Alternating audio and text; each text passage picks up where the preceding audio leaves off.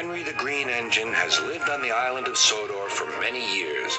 He wouldn't want to be anywhere else. He likes every part of it, from the fields filled with flowers to the sandy beaches. But there is one place that Henry always enjoyed visiting more than any other. His driver knew this too. "Come on, Henry," he would sometimes say. "We've made good time today. We'll stop for a while by the forest." Henry loved it here. The forest was full of broad oaks and tall pines.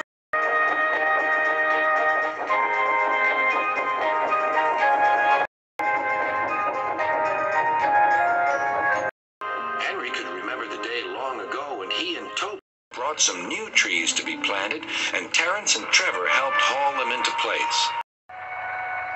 Now he could see the trees growing amongst the others on the hillside. Henry always felt better for being here. He couldn't really explain why, but his driver understood. "It's peaceful," he said to Henry. But one night, everything changed.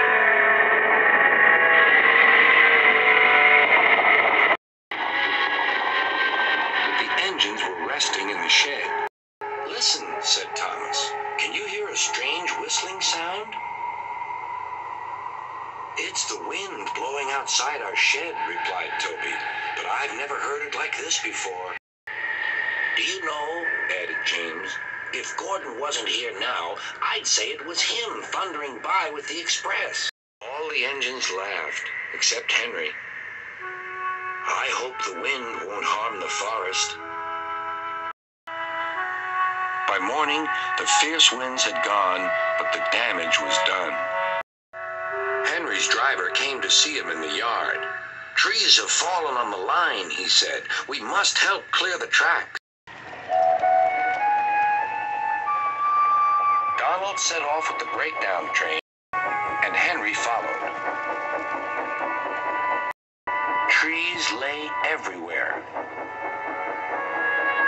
The hillside now looked so bare. Henry felt sad. "What will happen to all the animals who live here?" he thought.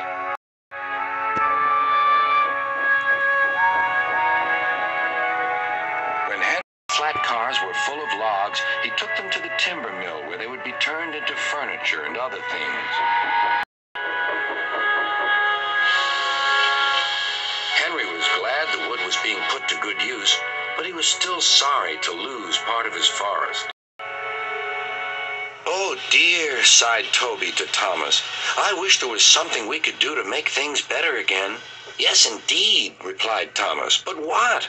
We can't mend broken trees." "Hello, Toby," said Sir Topham Hatt. "You do look glum." "I'm sad about the trees," said Toby. "And so is Henry. The forest is a special place to him. Now some of it is gone." "We'll soon put that right," replied Sir Topham Hatt. "I have an important job for you, Toby. I would like you to take some freight cars to the forest." When the freight cars arrived, Toby was delighted. They were full of splendid young trees all ready for planting. "This is the best job I've ever had," said Toby happily. When Henry returned, he was most surprised. There were Terence and Trevor busily helping the workmen clear torn stumps and branches. "Look, Henry," called Terence, "we're beginning again. The hillside will look better than ever before. You'll see." Now, whenever Henry stops by the forest, he can see the new trees growing strong and tall. Sometimes everywhere is very quiet, and at other times Henry can hear leaves rustling or a bird's wing brushing the air.